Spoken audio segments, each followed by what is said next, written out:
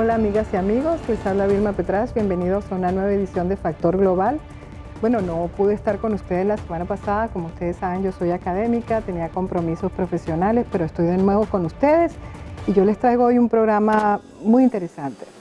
Ustedes saben que yo soy especialista en política internacional, que bueno, mi pasión realmente es analizar estos procesos internacionales fundamentales como los que están ocurriendo el día de hoy. Y bueno, estar en el epicentro de la política mundial como Estados Unidos, pues nos da una información muchas veces privilegiada, por lo menos para poder mirar de cerca fenómenos que están ocurriendo a nivel planetario.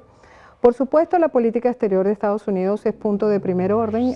¿Qué está pasando con esa política exterior en momentos muy críticos en que Estados Unidos ha hecho dos decisiones estratégicas?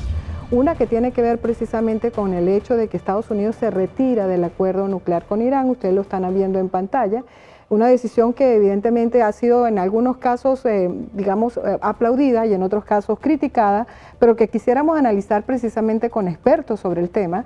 Y otra es el anuncio de la reunión con Kim Jong-un, una reunión que se va a dar en junio, el 12 de junio, y que ocurre precisamente después que el secretario de Estado Pompeo está en una visita estratégica que implica la liberación de 3 personas, de 3 prisioneros de origen norteamericano que estaban en territorio norcoreano.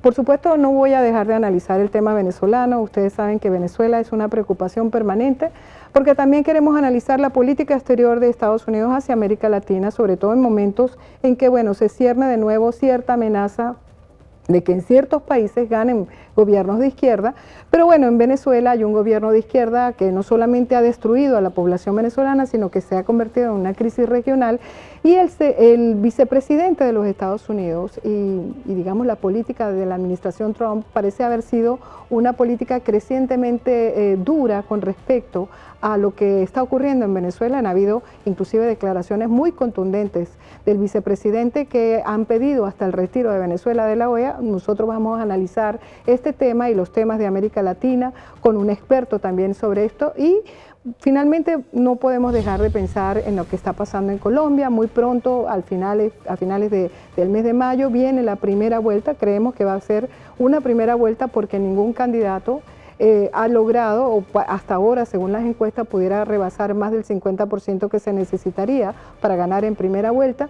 Y esto ocurre en un momento en que el proceso de paz está muy empañado por denuncias de narcotráfico. Ya ustedes saben que no solamente hay un ex negociador de las FARC que está en huelga de hambre, el señor Santrich, sino hay otro que se ha decidido, Iván Márquez, a irse casi que clandestino, porque precisamente pudiera estar acusado de narcotráfico, pero también ocurre en un momento en que hay negociaciones en La Habana con el otro grupo guerrillero. Y uno se pregunta, bueno, ¿qué puede estar pasando con ese proceso de paz si realmente era una paz que era positiva para Colombia, y cómo puede estar incidiendo eso sobre este proceso electoral y hacia futuro en el proceso político de ese país hermano que es Colombia? Un país donde, por cierto, viven hoy aproximadamente más de 1 millón de venezolanos.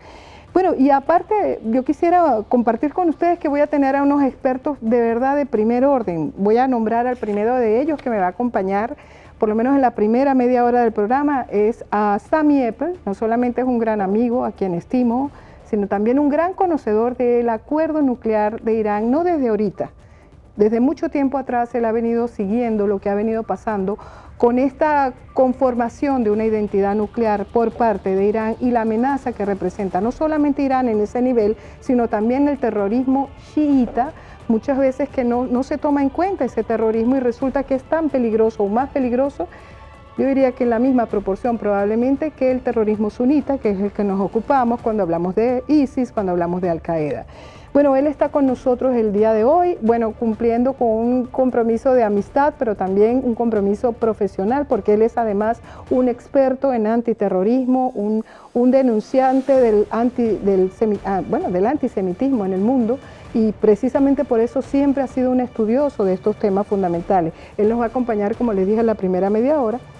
Luego voy a tener a Christopher Sabatini. Christopher Sabatini es un experto sobre los temas de América Latina. Él estuvo muy involucrado con el llamado National Endowment for Democracy, que es el centro como para apoyo a la democracia que existe acá en los Estados Unidos. Él es editor del website de globalamericans.org, profesor de la Universidad de Columbia, un experto insigne sobre los temas de América Latina, y bueno, con él quiero hablar de lo que está pasando con la política exterior de Estados Unidos hacia América Latina. Y hay gente que dice que no hay una política exterior realmente consistente, porque en algunos casos hay fricciones, en otros casos pareciera haber roces y enfrentamientos con países concretos, pero al mismo tiempo hay una presencia contundente con respecto a ciertos temas y a ciertos casos. El caso hoy de Venezuela, evidentemente lo que está ocurriendo en Nicaragua, ha habido ciertas reacciones importantes por parte del Departamento de Estado y por supuesto de la presidencia misma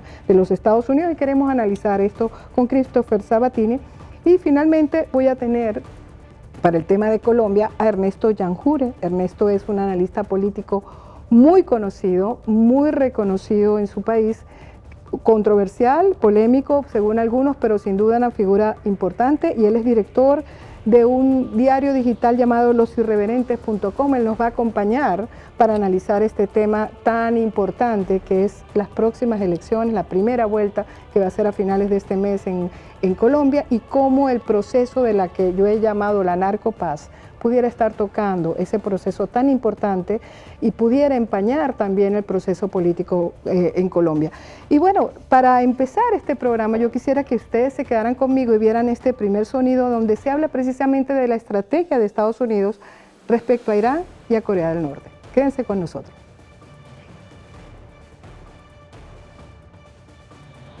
El acuerdo nuclear iraní no protegía los intereses de seguridad estadounidenses, así citó en un comunicado la Casa Blanca una de las razones por las que el presidente Donald Trump decidió abandonarlo. En conversación con La Voz de América, la vocera en español del Departamento de Estado, Lidia Barraza, ahondó en el tema. Podemos negociar un acuerdo, pero tiene que ser un acuerdo completo, que elimine de todas maneras la oportunidad de que Irán siga desarrollando sus armas nucleares, y también debe parar con este programa de misiles balísticos. Las sanciones que el mandatario estadounidense ordenó sean reimpuestas tendrán blancos específicos, agregó Barraza. Incluyen sanciones que son diplomáticas y económicas. Significa que el peso del gobierno de los Estados Unidos, el intento de aislar al gobierno iraní para que venga otra vez a dialogar, bueno, a considerar primero sus actividades que están amenazando a la región y al mundo, y que venga quizás a un futuro acuerdo que sea más completo. Si la estrategia surte efecto y eventualmente Irán se sienta a la mesa de negociaciones, el experto en seguridad internacional Joseph Umire sugiere 3 focos de atención. Uno es que las inspecciones no simplemente tienen que ser a los sitios nucleares,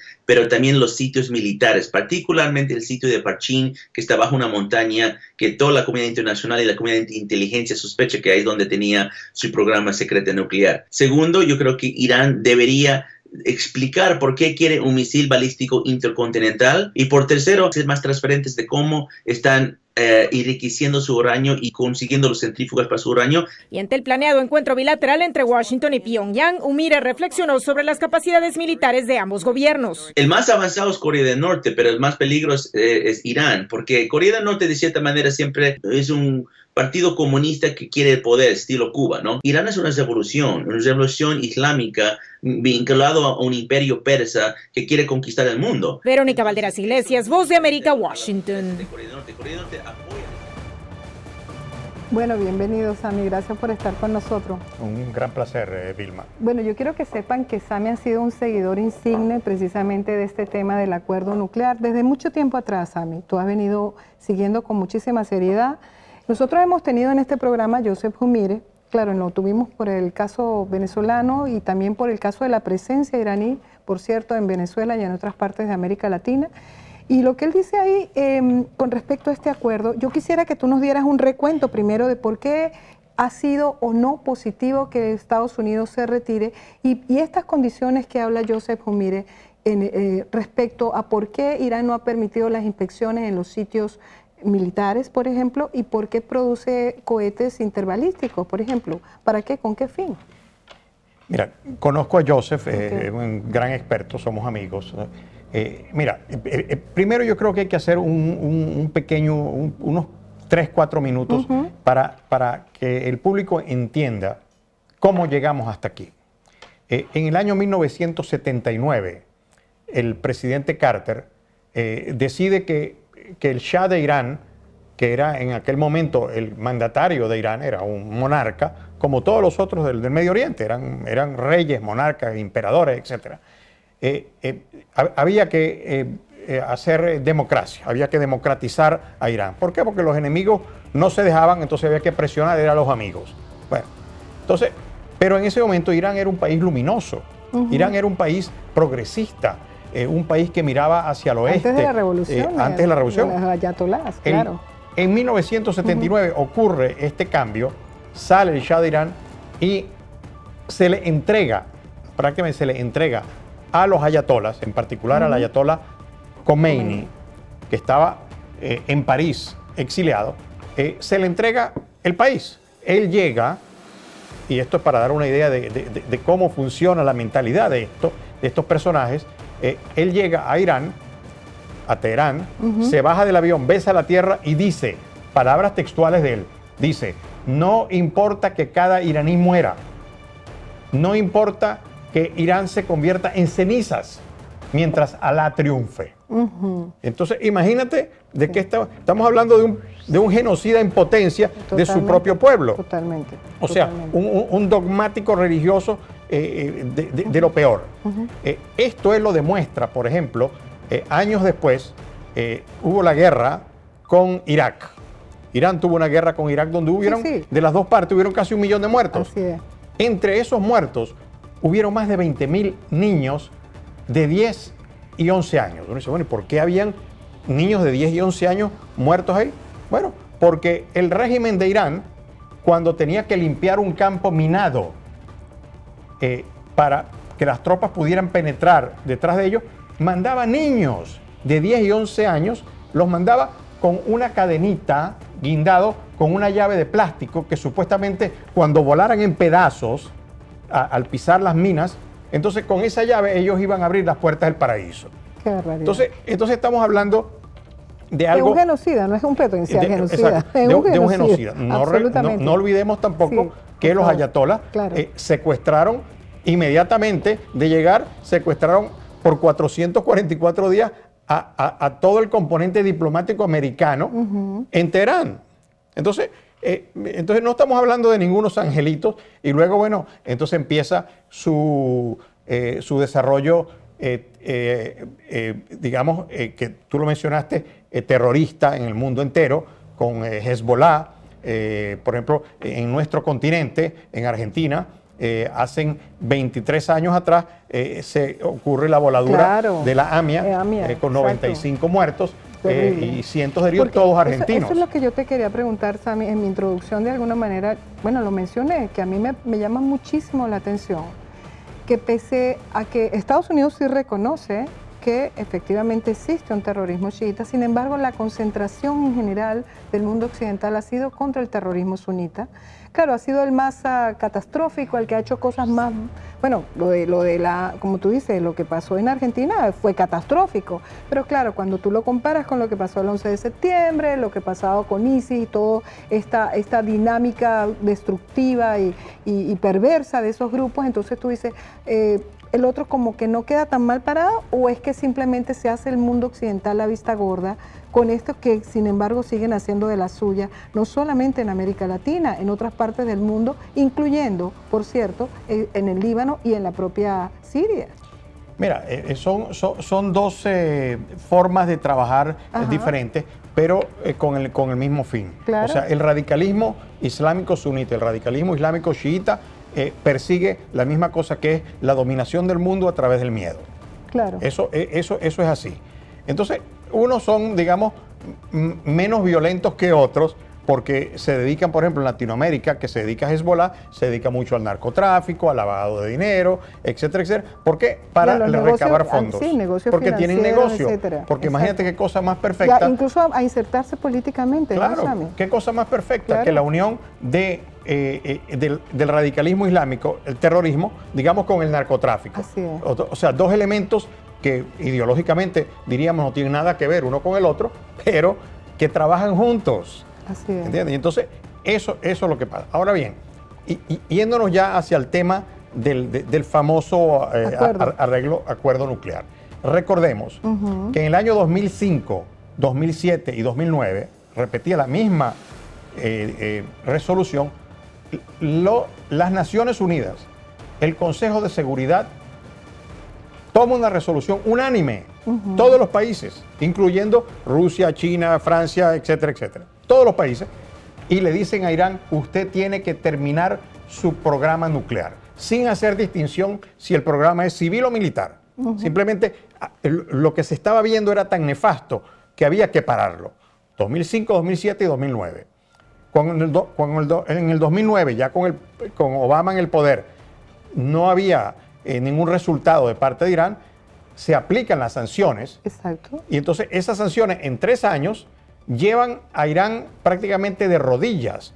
O sea, la economía se le redujo a la mitad, nadie quería hacer negocios con ellos, le habían bloqueado cuentas en todas partes del mundo. Y entonces, a partir del año 2012, Irán va y dice, bueno, yo quiero hacer un arreglo, yo quiero... Ahora la pregunta es, Sami, ¿era el momento perfecto? Porque Irán estaba arrodillado, sí, estaba postrado económicamente, estaba sumamente debilitado. ¿Qué pasó aquí para llegar a un acuerdo que todo el mundo dice? Hay gente que dice, bueno, era lo que se podía hacer, es un acuerdo imperfecto, mejorable. Otros que dicen, un desastre de acuerdo. Tú eres de la segunda tesis y nos vas a explicar por qué. ¿Qué pasó allí? ¿Por qué no se aprovechó ese momento, esa ventana de oportunidad? Mira, es lamentable porque cuando alguien, en el caso de Irán, viene a los países y le dice, mire, estoy en graves problemas, mi economía está destrozada, no podemos seguir así, yo quiero hacer algo. Bueno, lo que había que decirle era una sola cosa, decirle, mire, señores, ustedes, aquí hay una resolución de las Naciones Unidas, unánime, 3 veces, cumplan con la resolución, terminen su programa nuclear y se acabaron las sanciones. No, se entra en una negociación que tarda casi 2 años, porque esto es del año 2015 cuando se firma esto, y increíblemente Irán siempre dijo, no, es que el proyecto nuestro desarrollo nuclear nunca fue militar.